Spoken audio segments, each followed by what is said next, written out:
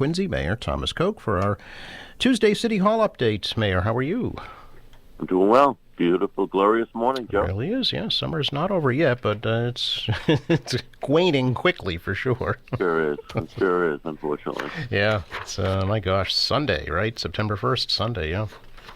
Yeah. School days. Remember that song? I sure do. Sing? I think my parents would sing it to me about this time of year. Yeah, that's right. I used to hate that. and they'd be so happy.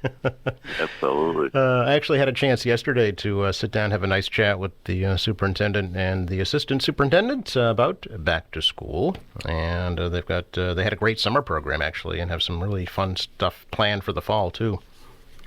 Yes, they're doing an outstanding job, really leading our system, and I know that this constant movement, and I know they filled some 50 positions, I believe, to prepare for the new school year with retirements and resignations. So, they're ready to roll. They're a great team. And of course, we're so proud of our school system. It's the best in the state. Outstanding personnel and teachers, and low class size.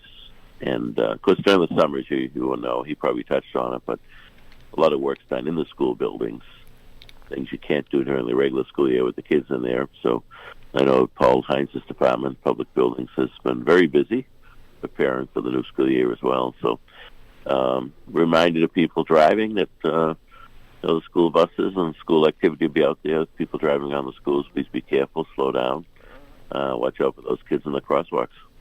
Yeah, September 4th, first day of school for the youngest ones, so it's fast approaching for sure. Sure is. They mentioned specifically the focus on absenteeism this year and really trying to address that and get more kids in class.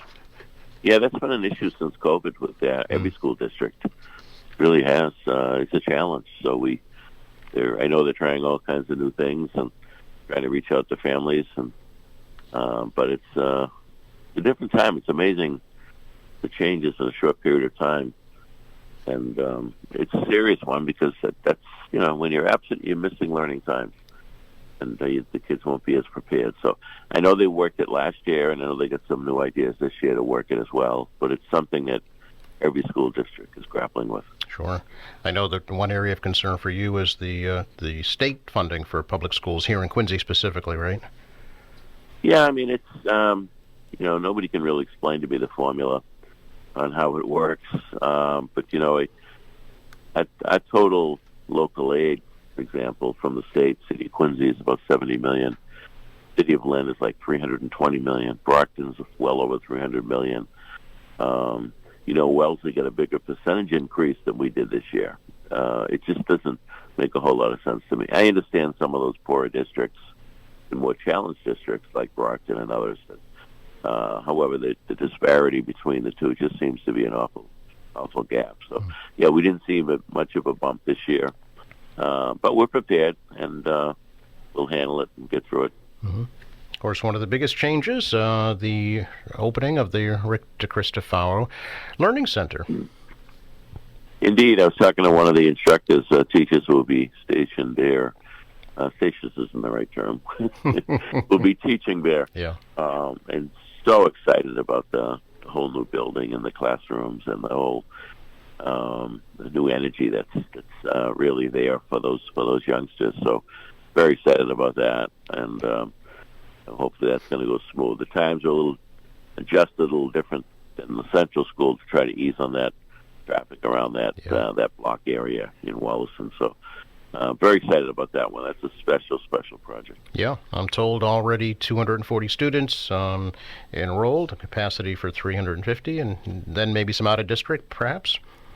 Perhaps the other thing that will happen there is Superintendent probably mentioned that is, it'll grow each year because right now you get kids currently out of the district. They're not going to come back because they're used to the program. Sure. Yeah. But those that are in the program will stay here. And so over time, that number will change. So that's a good start, though, 240 kids. So we're excited about it. What does that mean for the future of the Emilio Della Chiesa Center? That's something the school committee will discuss. I know we've got, some challenges at Clifford Marshall, some challenges at Lincoln Hancock. with numbers. So whether it goes back to being a kindergarten only, those are things we're kicking around. But we're doing some analysis on the building right now. The building needs some attention, particularly the HVAC system and the mechanical systems there. So we have to address those first. Something else that a lot of folks need to prepare for next month, Mayor, is the complete shutdown of the Red Line for 24 days for some critical track work. So that certainly has the most impact right here in Quincy. Yes, indeed. And, when the general manager called me a few months ago about that, I fully support it. I know it's going to be a little disruptive.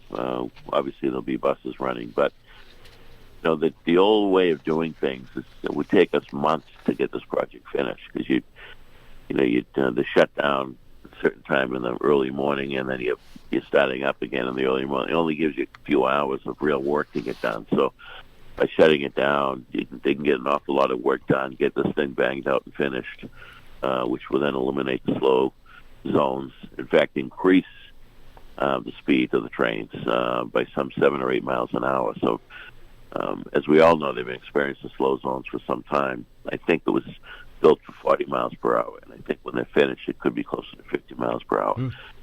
So that will obviously increase the times and be better for the commuter. Sure. Will there need to be any changes along Hancock Street for the buses? Well, I know that the T is working with traffic and parking to make sure that that's all being addressed. So I haven't seen the final plan, Joe, but I'm sure it's all worked out.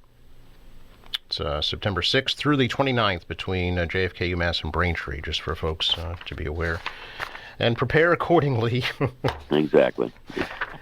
Also, of course, Mayor, next week, a week from today, is primary election day here in the city and in the state. Absolutely. Yep. It's state officials, local legislators, county officials, and I certainly encourage people to get out and vote. But so far, according to the city clerk, the voting, as far as the early voting goes, has been very, very slow and very light. So, yeah, it's 8:30 to 4:30 this week over at the Great Hall at City Hall. Mail-in, of course, is also available. And then in person, that old-fashioned way. I know, I still like that way. I'm with you there, too. Next Tuesday from 7 a.m. rather to 8 p.m. Right. Tomorrow night, Mayor, as you're well aware, the 14th annual Candlelight Vigil, memory of all those lost to overdose, substance use disorder, 14 years now. Yes, it's a very solemn evening, rightfully so. But I do know the families appreciate it. This is a scourge that's affected the whole nation, and we've experienced it here in Quincy. And without getting into all the issues around it, this night is really about the families remembering their loved ones and reminding the community that this still continues to be an issue that we have to address. Yeah, it's tomorrow night, 7 p.m., right at the Hancock Adams Common. And folks should contact Laura Martin in your office if they have a loved one they'd like to be included. They're having a video memorial, so they could be included in that if they'd like. That's correct. Yeah. And I believe the weather's going to be with us. So. Looks okay. I think we'll be okay, hopefully. But if not, it's over at the auditorium at Quincy High School. That's correct. Do want to ask you, Mayor, do you have any preliminary thoughts for your agenda for the City Council in the upcoming session?